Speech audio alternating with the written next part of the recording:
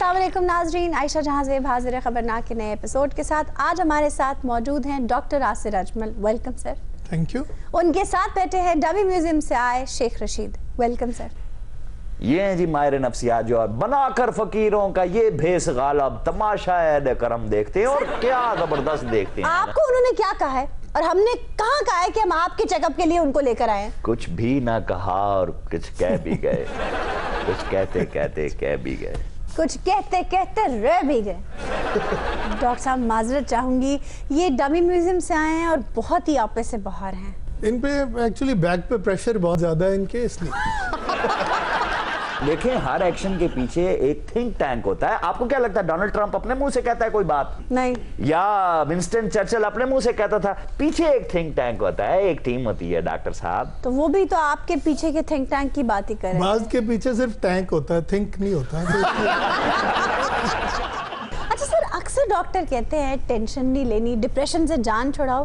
कोई जानबूझकर भी टेंशन या डिप्रेशन लेता है? देखिए, ये टेंशन लेने का जो एक कॉन्सेप्ट है मुझे तो कभी समझ में नहीं आया, क्योंकि एंजाइटी जो है वो जाहिर है कि हमारे रवैये से तो होती है, इसमें कोई शक नहीं है, लेकिन हालात ही है ना जो ये क्रिएट करते हैं। बिल्कुल। जैसे हालात होंगे वैसे माशरे में डिप्रेशन या एंजाइटी बढ़ेगी।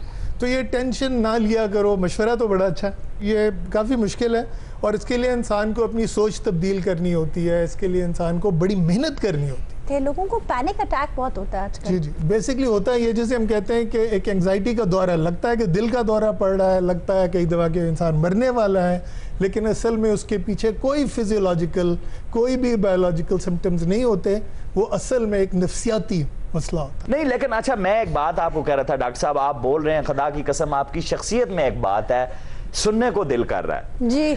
बिल्कुल ऐसे लग रहा है जैसे साद रफीक कहता है सॉफ्टवेयर इंजीनियरिंग कर बैठा है। दूध, पत्ती, चीनी, घी, आटा सब कुछ महंगा हो गया।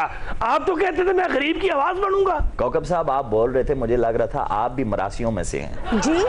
दूध, घी, पत्ती, आटा, सम पे सिर मारता है जी। ਨਾਲੇ ਇਹ ਸਵਾਲ ਉਹ ਕੋਕਲ ਸਾਹਿਬ ਉਹਨਾਂ ਨੂੰ ਕਰੀਦਾ ਜਿਹੜਾ ਇਹ ਰਾਸ਼ਨ ਘਰ ਲੈ ਕੇ ਜਾਂਦਾ ਹੋਵੇ। क्यों शेख साहब? जिस इंसान की आवाज बेहुदा हो उसके पीछे क्या साइकी होती है? सर वो सिगार बहुत पींदा है। अच्छा डॉक्टर साहब, आप प्रैक्टिसिंग डॉक्टर हैं, आपके पास ज्यादातर बेगम बेजार शौहर आते हैं या शौहर बेजार बेगमें? दोनों तरह के लोग आते हैं और उसके अलावा कपल्स कई दफ़ा खुद भी आ जाते हैं इकट्ठे दोनों, और इसके अलावा यंग पीपल की काफ़ी बड़ी तादाद है जो नौजवान। बीवियों को शौहरों से क्या शिकायत होती है? सर आप ना पूछें, आपके ये मसाइल नहीं है। तो मैं तकलीफ क्या है मैं उनसे पूछ रहा हूँ, डॉक्टर पेशेंट की आपस की बात है।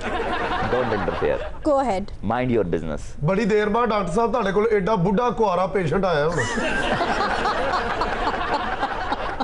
ना बताएं ना आम शिकायत क्या होती हैं जी, उसका क्या सदेबाब करते हैं आप? देखिए, मैं ये कहूँगा कि आजकल जो सबसे आम शिकायत है वो एंग्जाइटी और डिप्रेशन दोनों है, और आमतौर पे ये दोनों साथ साथ होते हैं। नहीं, हस्बैंड एंड वाइफ दोनों को एंजाइटी और डिप्रेशन? नहीं, अगर आप रिलेशनशिप की बात कर रहे हैं तो रिलेशनशिप में आमतौर पे होता ये है कि कम्युनिकेशन कम होती है। नहीं तो कम्युनिकेशन साथ रहते हैं तो कम्युनिकेशन कैसे नहीं? कम्युनिकेशन मतलब मैं आपको मिसाल देता हूँ, एक छोटी सी मिसाल देता हूँ जी कि वाइफ सेज कि जी जब हम डेट करते थे तो ये फूल लेके आता था, राइट। अब ये फूल नहीं लेके आता, और अगर मुझे कहना पड़े कि फूल ले आओ तो फायदा क्या, राइट? हस्बैंड नहीं कहता है कि जी मैं घर आया हूँ थका हुआ, टूटा हुआ, मारा हुआ, तो बजाय इसके कि वो मुझे कंफर्ट करे और पूछे कि कैसे हो, वो मुंह बना के बैठी होती है, पता नहीं क्या तवक्को कर रही है। और अगर अब मुझे उसे कहना पड़े कि मैं थका आ रहा हूँ, मेरा ख्याल रखो, तो ऐसे ख्याल रखने का क्या फायदा? लेकिन तो असल कम्युनिकेशन नहीं हो रही होती, दोनों तवक्को कर रहे होते हैं कि दूसरा समझ जाए खुद ही। लेकिन दूसरी तरफ से बहुत से अरेंज्ड मैरिज में हमने देखा है कि कंपैटिबिलिटी बिल्कुल नहीं है, और उस कंपैटिबिलिटी के ना होने की वजह से एक दूसरे से जो तवक्कुआत हैं उनका इजहार भी कभी किया ही नहीं है। तो इसका हल क्या है फिर? इसका हल देखें कोई इजी नहीं है, it's not an easy thing, लेकिन मेरे ख्याल में हमारे माशरे को Aahista Aahista truly in the Islamic spirit लोगों को एक दूसरे को जानना होगा इससे पहले कि वो मैरिज में जाएं। सही गल है। आशिक ये ज्यादा प्रॉब्लम होती पढ़े लिखे लोगों च। अच्छा, ਐਵੇਂ पढ़ी लिखी बीवी कह रही है, ਐਵੇਂ खान ਨਾਲ लड़ाई हुई दे हुई कही जा रही है। ओ माय गॉड, मुझे तो मेरा अभी तक आइडियल नहीं मिला। तकरीब दी बीवी होई लत्ता घुट के कही जाती भैणा जो नसीब बंदा सी लभ गया की करिए। ਜਿਹੋ ਜਿਹੀਆਂ ਗੱਲਾਂ ਹੋਣ ਡੀਆਂ ਪੁਲਿਸ ਆ ਗਈ ਅਸੀਂ ਐਵੇਂ ਹੀ ਫੜੇ ਜਾਣਾ ਨਾਲ। क्यों जी? डॉक्टर साहब क्या ये कुछ अपना- मरीज बैठे हैं हमारे पास। ਤੁਸੀਂ ਜਾਨਵਰਾਂ ਦੀ ਵੀ ਸੈਕੀ ਸਮਝਦੇ ਹੋ ਕਿ ਸਿਰਫ ਇਨਸਾਨਾਂ ਦੀ? कोशिश तो यही है कि अपने आप को इंसानों तक ही महदूद रखूं। ਇਹ ਜਦੋਂ ਵੱਡੀ ਗੱਡੀ ਜਾ ਰਹੀ ਹੁੰਦੀ ਉਹਦੇ ਪਿੱਛੇ ਕੁੱਤਾ ਕਿਉਂ ਦੌੜਦਾ? ਉਹਦੇ ਜੇਨ ਚ ਹੁੰਦਾ ਮੇਰਾ ਬੱਚਾ ਵਿੱਚ ਰਹਿ ਗਿਆ। ये उससे ਐਸਾ पूछो। ਪਾਗਲ ਆਦਮੀ। ये ਤੈਨੂੰ ਇਸ ਗੱਲ ਦੀ ਕਾਦੀ ਟੈਨਸ਼ਨ ਹੈ? ਤੂੰ ਗੱਡੀ ਦੇ ਵਿੱਚ ਹੁੰਨਾ ਕਿ ਪਿੱਛੇ ਹੁੰਨਾ? ਇਹ ਦੇਖੋ ਨਾ ਹੁਣੇ ਸੈਕੀ ਹੈ ਕਿ ਸਰਦੀ ਕਿੰਨੀ ਪੈ ਰਹੀ, हाँ ਕੋਟ ਹੱਥ 'ਚ ਫੜਿਆ ਪਾਣ ਨੂੰ ਦਿਲ ਨਹੀਂ ਕਰ ਰਿਹਾ, ਕੀ ਹੈ? ਇਹ ਤੂੰ ਕਿਸੇ ਦਾ ਲੈ ਆਂਦਾ? ਡਾਕਟਰ ਕੌਣ ਹੈ? ਮੈਂ ਫਿਰ ਉਧਰ ਚੱਲ ਜਾਵਾਂ। ਸਾਰੇ ਡਾਕਟਰ ਬੈਠੇ ਹੋ, ਇਲਾਜ ਕਰਾਉਣਾ ਤੂੰ? ਇਹ ਮੈਂ ਵੈਸੇ ਹਿਸਾਬ ਲਾਇਆ 22 ਕਰੋੜ ਡਾਕਟਰ ਹੈ ਪੂਰੇ ਪਾਕਿस्तान 'ਚ ਮਰੀਜ਼ ਕੋਈ ਨਹੀਂ ਹੈਗਾ। ਇਹ ਕੀ ਸੈਕੀ?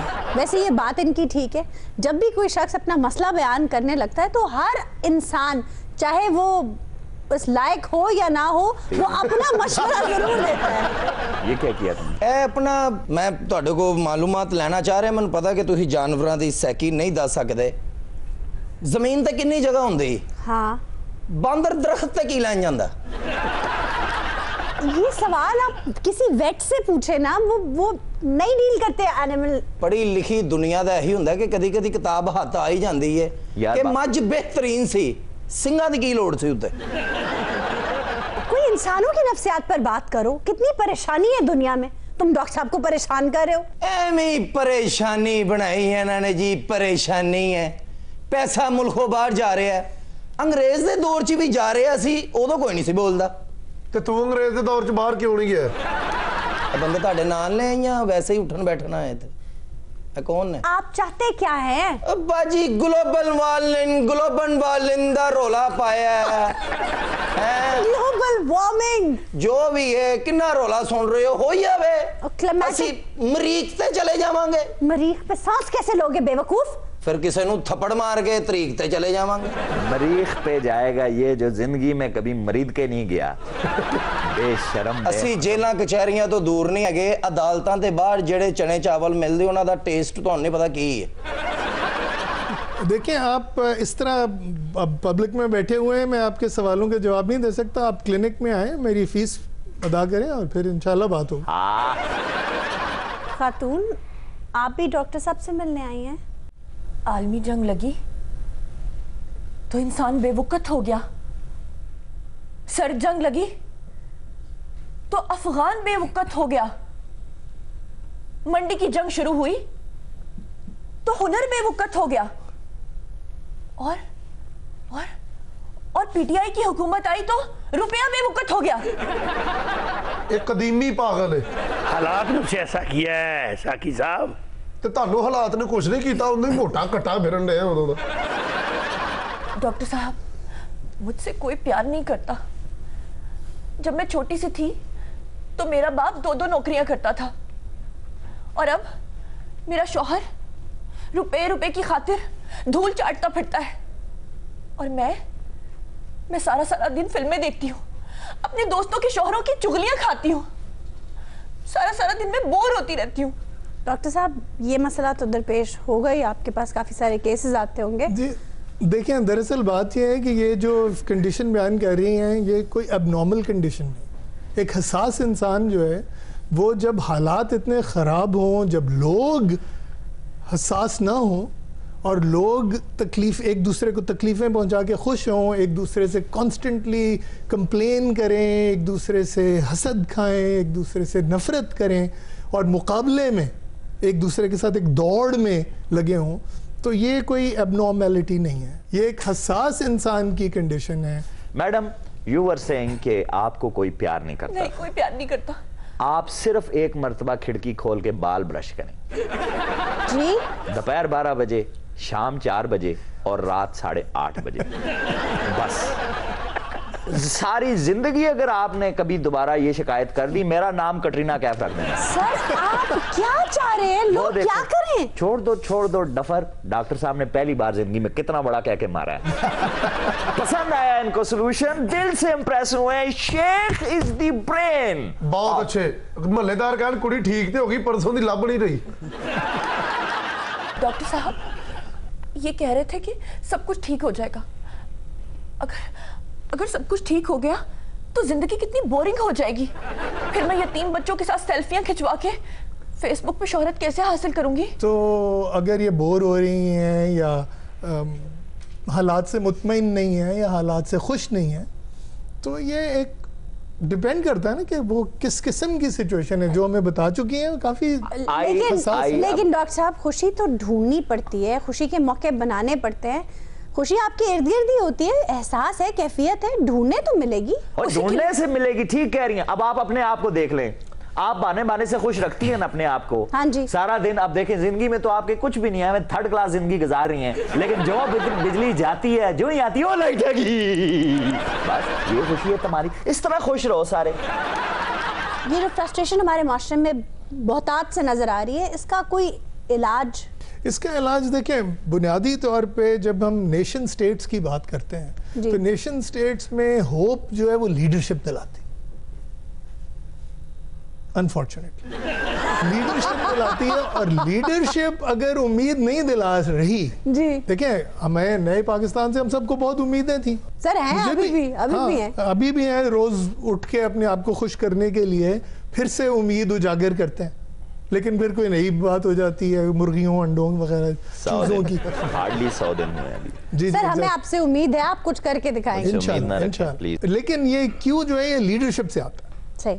जब लीडरशिप पर उम्मीद होती है तो पूरी कौम पर उम्मीद होती है। ये तो मैंने खुद देखा है कि जब फॉर इंस्टेंस पाकिस्तान की जब इकोनॉमिक ग्रोथ हो रही होती है तो क्लाइंट्स की प्रॉब्लम्स में इतनी इंटेंसिटी नहीं होती, क्योंकि वो हर वक्त जो है बुरी खबर नहीं सुन रहे होते और हर वक्त वो बुरी खबर की बातें नहीं कर रहे होते। तमाम साइकोलॉजिकल डिसऑर्डर पीटीआई की तरफ से है जी, और ना होती पीटीआई कोई साइकोलॉजिकल डिसऑर्डर होना ही नहीं था। शहबाज शरीफ के दौर में तो हर तरफ खुशियां ढूंढने से भी कोई बंदा साइकोलॉजिकल डिसऑर्डर करने। सर, वो ये नहीं कह रहे। मतलब यही है, हमने भी ये धूप में बाल सफेद नहीं किए। सर, ये जो बाल है ये तो सफेद होते ही नहीं। अच्छा डॉक्टर साहब, ਤੁਸੀਂ ਨਾਲ गिटार भी रखे है, ਤੁਸੀਂ 3 ताल ते साइकोलॉजी पढ़ते? पढ़ते नहीं है, पढ़ाते भी। दरअसल पता क्या बात है, म्यूजिक जो है ना वो हमारे मूड को बहुत बेहतर बनाती है, हमारी बहुत सारी जहनी परेशानियों को हल करती है। मसलन मैं एक सिंपल आपको बताता हूँ बात। मैं एक उस्ताद थे मरहूम हफीज़ तालवंडी साहब, तो बहुत धुरपद के माहिर थे बरसगीर में। वाह। तो उन्होंने एक बात की, उन्होंने कहा कि डिप्रेशन के लिए जब बहुत शदीद उदासी हो और बहुत परेशानी हो तो मालकॉन्स जो है वो बहुत अच्छा है। और ये मेरा आजमूदा नुस्खा है कि मालकॉन्स को सुनना या जो परफॉर्म करते हैं वो अगर मालकॉन्स बजाएं तो it actually does wonders for your mental health. और अगर इंसान ओवर एक्साइटेड हो तो कौन सा राग छेड़ना चाहिए? आप तो शेख साहब राग दरबारी सुनाएं, क्योंकि दरबार को आपसे बेहतर कोई नहीं गाता। खातून, आप किस मसले में आई हैं डॉक्टर साहब के पास? लश्कर कशी की जाए, सबका सर कलम कर दिया जाए। और मेरा घर छुरी लवान आई सी, और सिर च कोई चीज बज गई। मेरा ख्याल है इसको फ्लू हुआ है, इतनी कुछ टिश्यू दें, ये कर रही है। सर, जो एक पेशेंट है। आयशा जी, ये पेशेंट नहीं, ये तो आवाम है।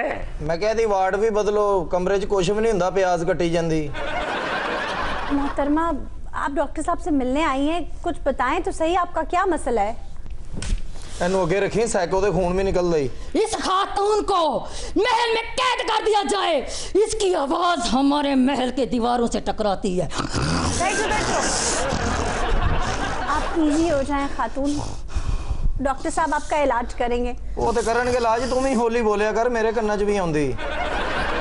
डॉक्टर साहब, आपको क्या लगता है ये मरीजा नॉस्टैल्जिया का शिकार है? मुझे तो ये लगता है कि झांसी की रानी नहीं बल्कि झांसे की रानी है। ऑन अ सीरियस नोट, मैं इंग्लैंड में फोरेंसिक सेटिंग में काम करता था, फोरेंसिक हॉस्पिटल। अच्छा। तो बाज़ औक़ात कुछ मिलिंगरर्स आते थे। ये वो लोग होते हैं जो एक्टिंग करते हैं कि ये पागल, लेकिन ये किसी और मकसद के लिए कर रहे होते हैं, मैनिपुलेट करने के लिए कर रहे होते हैं, या बाज़ औक़ात ड्रग्स लेने के लिए कर रहे होते हैं। डॉक्टर साहब, खान साहब का जो ये एतमाद है, ये कंट्राइव्ड है या वो वाकई इतने कॉन्फिडेंट हैं? देखिए, खान साहब के बारे में मेरा एक व्यू है, और हो सकता है कि वो अनपॉपुलर हो ये व्यू, लेकिन इतनी बड़ी पोजीशन पे पहुंच के वो बाज़ों का जिस तरह की बातें करते हैं, ये क्लियर है कि इसमें बहुत सा मीडिया मैनेजमेंट करते हैं वो। It's a conscious decision. Donald Trump America में वो इस चीज़ के लिए मशहूर हैं कि बदनाम भी होंगे तो क्या नाम ना होगा। तो मुझे ये लगता है कि डिलिबरेटली बाज़ औक़ात वो कट्टा और मुर्गी अंडा जो है, अगर आपने नोट किया हो कि वो खुद भी हंस रहे थे स्पीच के दौरान, जी बिल्कुल, बिकॉज ही न्यू कि people will talk about this for the next week और असल इश्यूज पे कोई बात नहीं होगी। तो मुझे कई दफ़ा लगता है कि बहुत डिलिबरेट मीडिया मैनेजमेंट है, बड़ी मीडिया सेवी पर्सनैलिटी हैं वो, और वो बिला वजह कोई ऐसी बात नहीं करते। अच्छा, मुझे लगता है खान साहब बहुत ही मासूम है, उनसे हो जाती हैं ये गलतियाँ। नहीं, लिखण वाले की गलती है। ਮੈਨੂੰ ਲੱਗਦਾ ਉਹ ਆਪਣੀ ਗੱਲ ਤੇ ਕਾਇਮ ਰਹਿਣ ਵਾਲੇ ਬੰਦੇ ਨੇ। 92 ਦਾ ਜਦੋਂ ਵਰਲਡ ਕੱਪ ਹੋਇਆ ਉਹਨਾਂ ਨੇ ਕਿਹਾ ਜੀ ਅਸੀਂ ਵਰਲਡ ਕੱਪ ਜਿੱਤਾਂਗੇ, ਜਿੱਤ ਗਏ। ਉਹਨਾਂ ਨੇ ਕਿਹਾ ਅਸੀਂ ਹਸਪਤਾਲ ਬਣਾਵਾਂਗੇ, ਉਹਨਾਂ ਨੇ ਬਣਾਤਾ। ਮੀਆਂ ਸਾਹਿਬ ਦੇ ਬਾਰੇ ਉਹਨਾਂ ਨੇ ਕਿਹਾ ਸੀ ਮੈਂ ਇਹਨਾਂ ਨੂੰ ਰਵਾਵਾਂਗਾ, ਰਵਾਤਾ। और ਕੀ ਚਾਹੀਦਾ ਜੀ? अडयाला जेल का नाम लेकर बताया था इस अडयाला जेल में होगा नवाज शरीफ, और वहां पहुंचे। यानी इसका एक मतलब ये भी है कि खान साहब की जबान काली है जी। तो ये काट देना, ये काट देना। डॉक्टर साहब कुछ ऐसा सुनाएं कि इनकी थेरेपी हो जाए, और ऐसी थेरेपी हो कि थेरेपना शुरू हो जाए यहाँ पे हमारे पैर सारे। नहीं, डॉक्टर साहब से कर रहे हो बातें, वो जो जेन्युइन डॉक्टर बैठा हुआ है सामने, वो पीछे खातून, वो पीछे कॉर्नर में, उनसे आपने एक सवाल नहीं पूछा है इनकी नफ्सियात के बारे में। She is the most sensible among them. आप कुछ फरमाइए डॉक्टर साहिबा। ओ मैं फट्टा मार के तेरा सिर फाड़ देना ही, तेरी विगुल में आग ला देनी हूँ। टर टर टर लाई हुई है, विग ला के अग लाई, थोलो सिर भी ना साड़ दें। आज हम बात करेंगे चाय की। यकीनन आप सभी चाय पीते होंगे, लेकिन बहरहाल कितने कप चाय पीते हो तुम? सवाल ये होना चाहिए कितने कप चाय बराल आपको रोज पीती है। ये बराल तो जिस वक्त पैदा हुआ है, सुना है उस वक्त भी चाय का कप इसके हाथ में था, और खुदा के बंदे इसका तो बस नहीं चलता, ये तो ड्रिप लगवा ले चाय की। शेख साहब तो एवं गल्लां कर रहे हैं। चाह मैं पीना अपने घर 1 कप, किसी के घर जावां तो पूरा टप। अच्छा भाई, एक तहकीक के मुताबिक पानी के बाद सबसे ज्यादा मकबूल मशरूब है चाय। रोजाना 2 अरब लोग अपने सुबह का आगाज चाय से करते हैं। चाह पकदी पुन लिया कर, मननी तो तोए का ही नहीं, और गल बह के तो सुन लिया कर। कदी कदी टाइम मिले ते स्वेटर भी ओढ़ लिया कर। भाई चाय दरियाफ्त है चीनियों की। इस पे कोई मुकदमा डॉक्यूमेंट तो हुआ नहीं कि चाय शुरू कहां से हुई थी, लेकिन एक देवमलाई दास्तान ये बताती है कि एक चीनी बादशाह था श्योनिंग। उसने अपनी रियाया को ये कह रखा था कि सब पानी गर्म करके पिया करें। अब जाहिर है अगर उसने रियाया को कहा था तो खुद भी गर्म पानी पीता होगा। एक दिन बादशाह श्योनिंग जंगल से गुजर रहा था। थोड़ी देर आराम करने के लिए रुका तो उसके लिए पानी बॉयल होने लगा। हवा से उड़ती 3-4 पत्तियां आकर उस उबलते पानी में चली गईं। जब बादशाह ने वो पत्तियों मिला पानी पिया तो हैरान रह गया, जायका क्या शानदार था। शुक्र है कोई जहरीला पता नहीं पानी में गिर गया, वरना तपड़ पे जाने सन। और वो जहरीली पत्ती नहीं, चाय की पत्ती थी। बादशाह शेवनिंग ने जब वो पत्तियों मिला मशरूब पिया तो उसके बदन में एक चुस्ती सी आ गई। उसने सोचा मैं अपनी रियाया को भी बताऊं कि वो इन पत्तियों से मुस्तफीद हो, और यूं चीन में चाय का रिवाज पड़ गया। भाई हिंदुस्तान में चाय बहुत बाद में पहुंची थी। पहले तो यूरोप गई थी चाय, और यूरोप चाय को पहुंचाया था पुर्तगालियों ने। 16वीं सदी की इब्तिदा में पुर्तगालियों ने चाय की तिजारत की यूरोप तक, और 1 सदी में पूरी दुनिया में चाय आम हो गई थी। ईस्ट इंडिया कंपनी को तो आप सब जानते होंगे। ईस्ट इंडिया कंपनी चाय की बहुत बड़ी खरीदार थी। बाकी चीजें तो वो हिंदुस्तान से सस्ते दामों खरीद कर मुनाफे पर आलमी मंडियों में बेच लिया करती थी। लेकिन चाय का मसला ये था कि चाय उसे चीन से खरीदनी पड़ती थी और बड़ी महंगे दामों मिलती थी। इसकी एक बड़ी वजह यह थी कि चाय का पौधा सिर्फ चीन में था, और पौधे से चाय कैसे बनती थी ये चीनियों का अपना एक सीक्रेट था जो वो किसी को नहीं बताते थे। अंग्रेज ये चाहते थे कि किसी तरह चाय पर चीनियों की ये इजारादारी खत्म की जाए, चीनियों से चाय का पौधा चुराया जाए और इस सीक्रेट को हासिल किया जाए कि पौधे से चाय कैसे बनती है। अच्छा जी, ਇਹਦਾ मतलब है कि साडे कोल चाह ਜਿਹੜੀ है चोरी होके पहुंची सी। इस मकसद के लिए अंग्रेजों ने एक जासूस तैयार किया जिसका नाम था रॉबर्ट फॉर्चून। फॉर्चून माहिर नबातात था, पौधों की पहचान थी उसे तैयार किया गया, भेस बदलकर चीन जाए, चीन से पौधा और बीज लेकर आए उस चाय का जो पूरी दुनिया पर राज कर रही थी। जानते हो, रॉबर्ट फॉर्चून को इस भेस बदलने के लिए अपना सर तक मुंडवाना पड़ा था।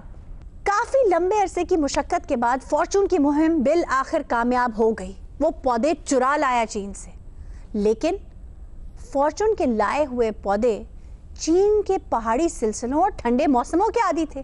जब उन्हें लाकर ईस्ट इंडिया कंपनी ने आसाम में लगाया तो वो एक एक करके सूखते चले गए, क्योंकि आसाम का मौसम गर्म और मरतूब था।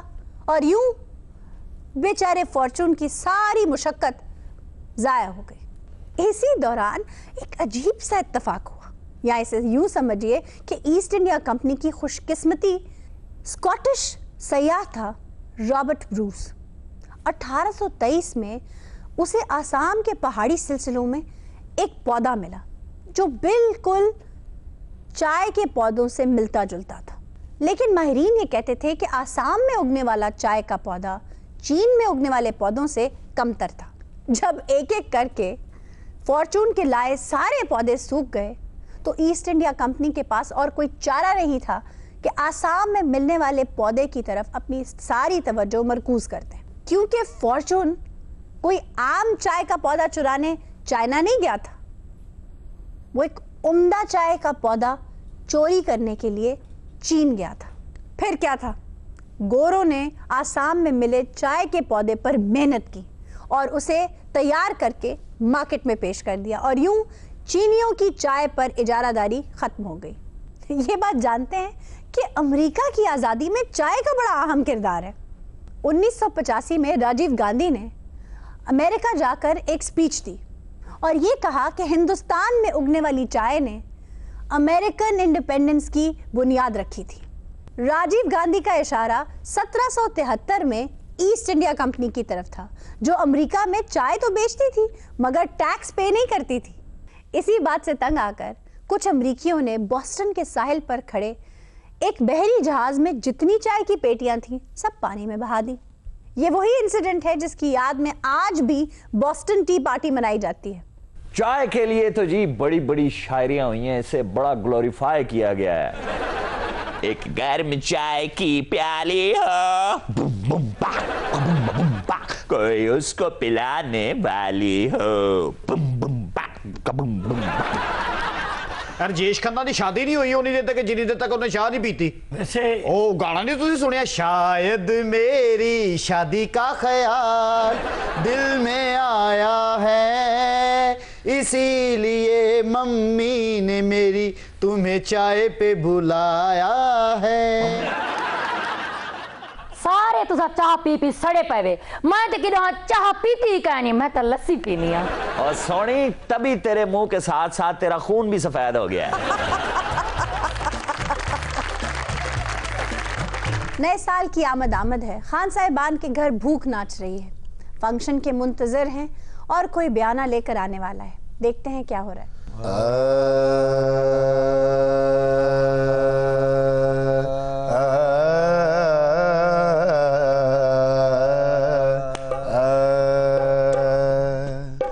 Baba gama bada nina baba gama bada nina daga daga ba bama gare dhani zaga ma pa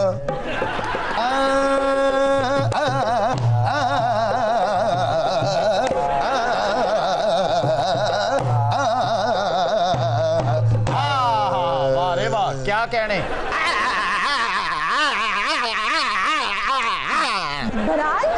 रियाज नहीं कर रहे, अच्छे फेरे ना लड़ाई कर रहे हो, तू आंदा क्यों नहीं है? अरे रियाज नहीं होता, रियाजत होता है। लफ्ज रियाजत दूर फिटे मुंह तेरे नालों टाई वाला समझदार अल्लाह खलाने ते मरो इन्हां दे सामने ਅਸੀਂ गांदे नहीं। ਇਹ ਕਾਕੀ ਸੀ ਰਾਗ ਦੀਪਕ ਨੇ ਵਿੱਚ ਨਾ ਮਲਹਾਰ ਥੋੜਾ ਜਿਹਾ ਅੜਾ ਕੇ ਨਾ ਤੇ ਭੈਰ ਵੀ ਵਿੱਚ ਬੋਲ ਰਿਹਾ। ਇਹਨਾਂ ਕੂੜਾਂ ਨੂੰ ਕੀ ਪਤਾ ਸਵੇਰੇ ਉੱਠ ਕੇ ਦਹੀਂ ਖਾਣ ਵਾਲੀ ਕੌਮ।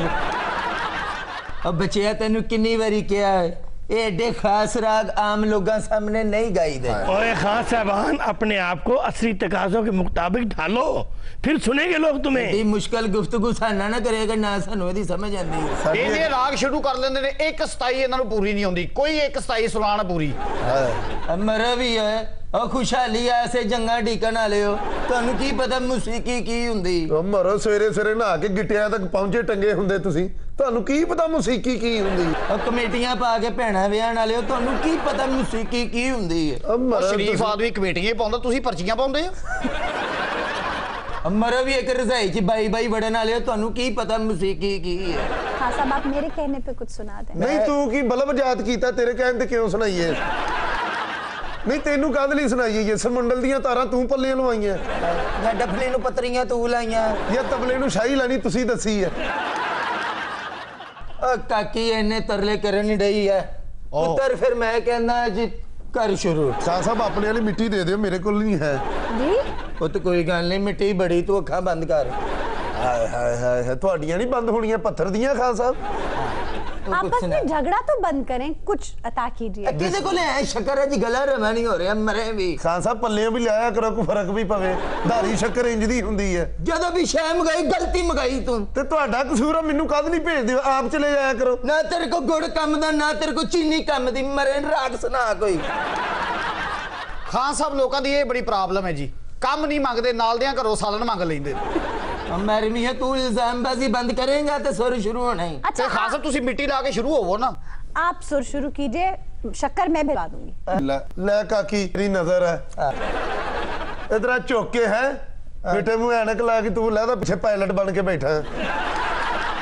आज तो बहुत गुस्से में है खान साहब। कहदा गुस्सा काम ही कोई नहीं। आ जाएगा खान साहब। काकी नवा साल चढ़दा पिया, दुआ कर रहे हैं कोई फंक्शन आवे। आ जाएगा खान साहब। जिम्मेदारियां बड़ियां ने काकी, कोई हलत कर फंक्शन नहीं आ रहे।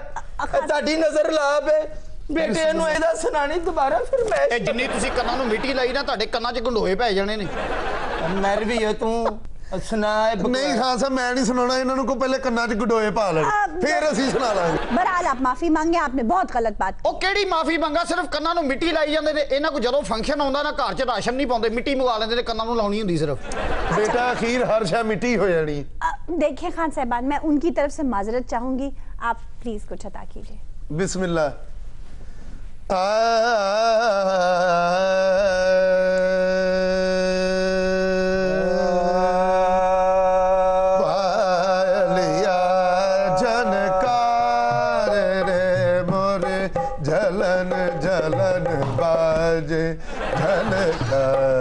पायलिया जनकार रे मोरे जनन जनन बाजे।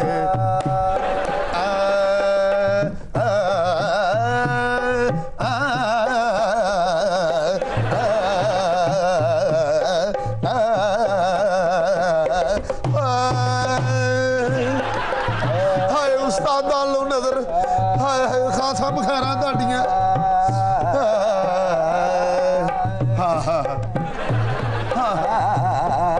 बाबा खान साहब बिस्मिल्लाह। हाय हाय जीवे पो खान साहब। पुत्र अच्छा राग ना कमी है पिया, हुन जेब च चल गई। बस कर जो मुक गया कि अगों मेहने मारन लग जाइए हुन। पुत्र जदों रकमा निकल आन ना, उदों पैकिंग शुरू कर लईदी। ਇਹ ਗਾਣਾ ਸੀ ਜਨਾਬ? हाँ जी ਮੈਂ ਸਮਝਿਆ ਬ੍ਰੈਲਰ ਨੂੰ ਛੁਰੀ ਫੇਰ ਕੇ ਡਰਮ 'ਚ ਸੁੱਟਿਆ। अपनी ईमानदारी ना दस इस दौड़ चो बलैल लभ रहा ਹੁਣ ਤੇ ਵਿਚਾਰਾ ਆਪ ਲੰਮਾ ਪਿਆ ਹੁੰਦਾ, ਛੁਰੀ ਫੇਰ ਕੇ ਤੇ ਮਿਰਚਾਂ ਪਾਓ। ਲੋਕਲ ਬੱਸ 'ਚ ਬੈਠੋ ਨਾ ਤੇ ਇੰਜ ਦਾ ਬੰਦਾ ਬਾਰੀ 'ਚ ਭਾਇਆ ਹੁੰਦਾ ਉਹਨਾਂ ਨੇ ਫੁੱਲ ਠੰਡ 'ਚ, ਕਿ ਸਾਰਾ ਸਫ਼ਰ ਤਰਸਦਾ ਜਾ ਗਰਮੀ ਨੂੰ। ਇਹੋ ਜਿਹਾ ਉਤਰ ਕੇ ਸਮਾਨ ਨਹੀਂ ਲਾਂਦਾ, ਆਪਣੇ ਮੂੰਹ ਤੋਂ ਮਿੱਟੀ ਲਾਉਂਦਾ। हाय खान साहब, तशनगी रह जाएगी, बहुत ही खूब गाया आपने, थोड़ा सा तो बढ़ाए। नी बस कर की सुनी जा रही है, रुपया तेरे को नहीं निकलता, फरमाइशां तेरियां इन्नियां ने ना, तुसी ते क्या सी बयाना लेके लोग आ रहे ने, कितने ने सबर भी करेंगी मनुसे, जदों दी मेरे घर च आई है मेरे वाजियां च असर मुक गया। केड़ा तेरे वाज पहले केड़ा सी है? और छड़ दियो खान साहब, मेरे दोस्त दे घर एक फंक्शन हैगा, उत्थे चलो जी, ओनू 2 मजदूर चाहिए ने।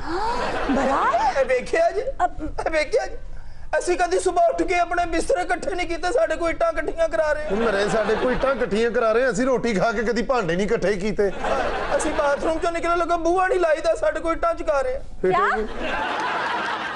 ਇੰਨੀ ਠੰਡ 'ਚ ਕਿਹੜਾ ਕੰਮ ਕਰਾਉਣ ਡਏ ਆ ਸਾਡੇ ਕੋਲੋਂ ਇਹ ਕੂੜ ਆ ਕਿ ਇਹਦੀ ਆਪਣੀ ਮੰਜ਼ਲ ਹੈ ਇਹ ਕੋ ਪਿਆਜ਼ ਪਿਊਜ਼ ਕੱਟ ਕੋਈ ਵੱਲਾ ਗੋਸ਼ਤ ਭੇਜੇ ਕਿਤੋਂ ਓਏ ਕਿੱਥੇ ਨੇ ਬਿਆਨੇ ਵਾਲੇ ਕਿੱਥੇ ਨੇ ਬਿਆਨੇ ਵਾਲੇ ਅੱਛਾ ਪਕਾ ਰਹੇ ਨੇ ਬਿਆਨੇ ਤੈਨੂੰ ਦਿਆਂ मैं छज पतासे वंडा अज के दी कर ले माही नू मैं छज पतासे वंडा हाँ साहब लड़की भी अच्छा गाती है ਸਾਡੀ ਸ਼ਗੀਰਦਾ ਕਾਕੀ ਅਸੀਂ ਜਿਹਨੂੰ ਵੀ ਸਿਖਾਇਆ ਨਾ ਨਾਮ ਮਕਾਮ ਪਾਇਆ ਉਹਨੇ ਦੁਨੀਆ ਤੇ ਖਾਨ ਸਾਹਿਬ ਨੇ ਜਿੰਨੂੰ ਵੀ ਸਿਖਾਇਆ ਨਾ ਉਹਨੇ ਕਦੀ ਨਹੀਂ ਕਮਾਇਆ ਸਾਡਾ ਕੰਮ ਹੈ ਸਿਖਾਣਾ ਕਮਾਈ ਨਸੀਬਾਂ ਦੀ ਖੇਡ ਹੈ ਕਾਕੀ अच्छा ਖਾਨ ਸਾਹਿਬ ਖੁੱਸਾ ਪਰੇ ਕਰ ਲੋ ਥੱਲੋਂ ਜਰਾਬਾਂ ਝਾਤੀਆਂ ਮਾਰਨ ਡਈ ਏ खान साहब ये एक हकीर सा तोहफा एक नए अहद की शुरुआत है वाह ਨया ਅਹਿਦ ਲੱਗ ਰਿਹਾ ਖਾਨ ਸਾਹਿਬ ਦੁਬਈ ਲੈ ਕੇ ਜਾਊਗੀ ਸਾਨੂੰ ਬੱਚੀ ਅਸੀਂ ਦੁਬਈ ਤੱਕ ਹੀ ਜਾਵਾਂਗੇ ਫੰਕਸ਼ਨ ਕਰਨ ਅੱਗੇ ਸਾਡੇ 'ਚ ਹਿੰਮਤ ਨਹੀਂ ਜਾਣ ਜੋਗੀ ਉਹ ਖਾਨ ਸਾਹਿਬ ਤੁਸੀਂ ਪਾਸਪੋਰਟ ਬਣਾਓ ਮੈਂ ਤੁਹਾਨੂੰ ਅਮਰੀਕਾ ਲੈ ਕੇ ਜਾਵਾਂਗਾ ਵਾਹ ਵਾਹ ਜਿਵੇਂ ਪਿਆ ਸੁਭਾਨ ਅੱਲਾ ਹਾਂਜੀ ਨਿਆਗਰਾ ਫਾਲ ਹਾਏ ਹਾਏ ਹਾਏ ਹਾਏ ਹਾਏ ਡਾਇਰੈਕਟ ਧੱਕਾ ਤੇ ਮਰੇ ਲੋਰ ਕਿਸੇ ਉੱਚੀ ਜਗ੍ਹਾ ਤੋਂ ਦੇ ਦੇ ਲਾਸ਼ ਤੇ ਇੱਥੇ ਰਹੇਗੀ खान साहब मैं आपके कदमों को छू के आसमानों तक पहुंच जाना चाहती हूँ ਖਾਨ ਸਾਹਿਬ ਪੱਲੇ ਵੀ ਨਵਾਂ ਲੈਣਾ ਪੈਣਾ ਉਹਦਾ ਧਿਆਨ ਨਹੀਂ ਪਿਆ ਉਹ ਤਾਂ ਖਿਦਮਤ ਕਰਨ ਦੇ ਬਿਸਮਿਲ੍ਲਾ ਹਾਏ ਹਾਏ ਬੜਾ ਕਮਾਉਣਾ ਤੂੰ ਸਾਡੇ ਨਾਂ ਤੋਂ ਕਾਕੀ ਫੰਕਸ਼ਨ ਅਸੀਂ ਕਰਨੇ ਆ ਮਾਰਤਾ ਤੂੰ ਖੜੀਆਂ ਕਰ ਹਾਏ ਅਕਾਊਂਟ ਤੇਰੇ ਭਰਨੇ ਆ ਕਰੋੜਾਂ ਰੁਪਈਆ ਕਮਾਣਾ ਪੁੱਤਰ ਤੂੰ ਕਿਹਨਾਂ ਦੀ ਸ਼ਾਗਿਰਦ ਹੋਗੀ ਤੈਨੂੰ ਪਤਾ ਹੀ ਨਹੀਂ ਇਸ ਚੀਜ਼ ਦਾ खान साहब लोगों का तांता बन जाएगा ਹਾਏ ਹਾਏ ਹਾਏ ਕੋ ਨਸ਼ੀ ਗੱਲ ਨਾ ਕਰੀ ਹੁਣ ਰੌਣਕਾਂ ਲੱਗਣ ਵਾਲੀਆਂ ਹੀ ਜਦੋਂ लगन गया ना तो फिर पता चलेगा फिर पता मैंने चुप लगेगा कर। दर फिटे मुंह अरे खान साहब दादो तहसीन के डोंगरे बरसाए जाएंगे ਹਾਏ ਹਾਏ ਹਾਏ ਉਹ ਸੁਣੋ ਉਹ ਕੂੜਾਂ ਦੀ ਜੋੜੀ ਇੱਕ ਅੰਨਾ ਤੇ ਇੱਕ ਕੋੜੀ ਹਾਏ ਹਾਏ ਹਾਏ ਹਾਏ ਸੁਣੋ ਇਹਨਾਂ ਲੋਕਾਂ ਨੂੰ ਕਦਰ ਆ ਸਾਡੀ ਤੁਹਾਨੂੰ ਕੀ ਪਤਾ आपको पता है खान साहब वो सारे लोग आपसे क्या कहेंगे ਹਾਏ ਹਾਏ ਪੁੱਤ ਨਿਕਲ ਬਾਹਰ ਇਥੋਂ ਨਿਕਲ ਬਾਹਰ ਏ ਤਮੀਜ਼ ਕਰ ਬੇਟਾ ਬੱਚੀ ਦੀ ਗੱਲ ਸੁਣ खान साहब वो सब आपसे कहेंगे कि आपकी शागिर्द ने मेला लूट लिया ਹਾਏ ਹਾਏ ਹਾਏ ਉਸ ਮੇਲੇ 'ਚੋਂ ਤੈਨੂੰ ਮੈਂ ਜਲੇਬ ਖਵਾਣੇ ਨੇ ਤੇਰਾ ਦਿਲ ਲੱਗ ਜਾਣਾ ਜਦੋਂ ਇੱਥੇ ਤੱਕ ਸ਼ੀਰਾ ਆਇਆ ਮੱਖੀਆਂ ਤੇਰੇ ਸਿਰੇ ਹੀ ਹੋਣਗੀਆਂ ਉਹ ਬੇਟਾ ਤੂੰ ਇੱਕ ਮੇਲਾ ਤੂੰ ਹਰ ਮੇਲਾ ਲੁੱਟੇਗੀ ਉਹ ਮਰੋ ਗੁਲੂਕਾਰਾ ਬਣਨ ਆਈਏ ਤੁਸੀਂ ਇਹਨੂੰ ਡਾਕੂ ਬਣਾ ਰਹੇ ਹੋ और मेला मतलब के सारे पैसे लुट ले आएंगी मरे चीज़ां चुकनियां उन्हें ओ खातून जब मेला लूटोगी तो फिर देखेंगे इनके लिए पहले से मिठाई ले आई हम मरे शगन हुंदे ने ਜਦੋਂ ਚੰਗੇ ਦਿਨ ਨਾਣੇ ਹੁਣ ਮਠਿਆਈ ਵੀ ਆ ਜਾਂਦੀ ਤੂੰ ਦੋ ਚਾਵਾਂ ਦਾ ਕਹਦੇ ਮਠਿਆਈ ਫਸ ਜਾਂਦੀ ਸਾਡਾ ਘੱਟਾ ਕਹਿਣਾ ਆਪ ਨੂੰ 6ਵੀਂ ਪੀ ਲਈ ਉਦੋਂ ਦੀ ਸਾਨੂੰ ਇੱਕ ਵਾਰੀ ਵੀ ਨਹੀਂ ਪੁੱਛਿਆ ਪੁੱਤਰ ਨੇੜਿਓਂ ਜਾ ਕੇ ਦੇ ਖਾਲੀ ਕਾਪੀ ਮਾਇਮ ਕਰ ਰਹੀ ਹੂੰ ਇੰਨੀਆਂ ਚਾਵਾਂ ਪੀ ਜਾਂਦੀ ਪਤਾ ਨਹੀਂ ਰੋਟੀ ਤੋਂ ਬਾਅਦ ਰੇਤ ਖਾਂਦੀ ਏ क्या बदतमीजी है भाई ਆਏ ਹਾਏ ਕਾਕੀ ਇਹ ਬਦਤਮੀਜੀ ਨਹੀਂ ਇਹ ਬੇਖੁਦੀ ਹੈ ਅੱਗੋਂ ਫੰਕਸ਼ਨ ਚ ਆਉਣ ਡਏ ਆ तो ਹਾਏ ਹਾਏ ਏਡਾ ਚਮਕੀਲਾ ਸੂਟ ਪਾਇਆ ਕਲਾਂਟ ਮਾਸਟਰ ਲੱਗਣ ਨਹੀਂ ਹੈ ਆਏ ਹਾਏ ਕਿਹੜਾ ਸੂਟ ਪਾਇਆ ਈ ਬੇਟਾ ਭੁੱਟੋ ਦੌਰ ਚ ਇੰਜ ਦੇ ਕੱਪੜੇ ਦੇ ਟੈਂਟ ਬੰਦੇ ਹੁੰਦੇ ਸੀ ਹਾਏ ਬਾਜੀ ਦੇ ਦੁਪੱਟੇ ਤੇ ਲਿਖਾ ਦਿਓ ਰੋਟੀ ਕਪੜਾ ਔਰ ਮਕਾਨ शट अप ਹਾਏ ਹਾਏ ਜਿਹੜੀ ਚਾਦਰ ਕਿਸੇ ਨੇ ਚੜਾਉਣਾ ਵਾਸਤੇ ਦਿੱਤੀ ਉਹਨੇ ਸੂਟ ਸਵਾ ਲਿਆ और नहीं भाई ਹਾਏ ਇਹ ਡਿਜ਼ਾਈਨ ਦਾ ਰਾਤੀ ਮੈਨੂੰ ਬੰਦਾ ਖੁੱਸਾ ਵੀ ਦਿਖਾਣ ਡਿਆ ਸੀ ਪਤਾ ਨਹੀਂ ਕਿਸ ਮੂੰਹ ਨਾਲ ਕੁੜਤਾ ਲੈ ਲਿਆ ਹਾਏ ਹਾਏ ਹਰ ਜਗ੍ਹਾ ਤੇ ਕਢਾਈ ਚੂਹਾ ਟੁੱਕ ਗਿਆ ਸੀ खान साहब आप ना अपने फंक्शन पे फोकस करें ज्यादा मेरी तरफ ध्यान देने की जरूरत ਇਹ नहीं ਜਿਹੜਾ ਫੁੱਲ ਤੁਸੀਂ ਬਾਂਹ ਤੇ ਨਹੀਂ ਲਵਾਇਆ ਕੋਚਵਾਨਾਂ ਨੇ ਘੋੜੇ ਦੇ ਇੱਥੇ ਲਾਇਆ ਹੁੰਦਾ ਹਾਏ ਹਾਏ मैं आपसे अपने फैशन सेंस के ऊपर स्टेटमेंट नहीं ले ਉਹ सकती ਕਿਹੜਾ ਫੈਸ਼ਨ ਪੇਟੀ ਤੇ ਇੰਜ ਦਾ ਕੱਪੜਾ ਪਾਈਦਾ अरे नहीं नहीं खान साहब ਇਹੋ ਜਿਹੇ ਕੱਪੜੇ 'ਚ ਲੰਘਦੇ ਤਾਂ ਜ਼ਰੂਰ ਪਹੁੰਚਾ ਫਸਦਾ ਅਬੇ ਇਹ ਬੱਚੀਏ ਕੀ ਪਾਇਆ ਭਵਾਨਾ ਨੇ ਇਹੋ ਜਿਹੇ ਗੌ ਤਕੀਏ ਤੇ ਉਛਾੜ ਚੜਾਏ ਹੁੰਦੇ ਤੇ ਰੱਖਦੇ ਵੀ ਉਹ ਪਿੰਨੀ ਥੱਲੇ ਹੀ ਹੈ ਅੱਬਾ ਜੀ ਮੇਰੀ ਗੱਲ ਸੁਣ ਕੁੜੀਏ खबरदार जो आप कुछ बोले खातून की तरफ मुतवज्जो ਜੀ खान साहब मैं तो ये मिठाई इसलिए लेकर आई ਉਹ थी ਤਾਂ ਫੰਕਸ਼ਨ ਕਿੱਥੇ ਸਾਨੂੰ ਦੱਸ ਅਸੀਂ ਤਿਆਰੀ ਬੜੀ ਸਰ ਮੈਂ ਪਾਸਪੋਰਟ ਦੀ ਮਿੱਟੀ ਮੁੱਟੀ ਝਾੜ ਲਈਏ ਹਾਂ ਪੁੱਤ ਉਹ ਵੀ ਕੰਨਾਂ ਨੂੰ ਹੀ ਲੱਗਣੀ ਹੈ ਸਾਡੇ ਛੱਡ ਦੇ खान साहब ये फंक्शन की मिठाई नहीं है ਹਾਂ मेरी मंगनी की है साथी इसी के साथ आज के शो का वक्त खत्म हुआ आपसे मुलाकात होगी इंशाल्लाह अगले प्रोग्राम में। तब तक के लिए अपना ख्याल रखिएगा। अल्लाह निगहबान।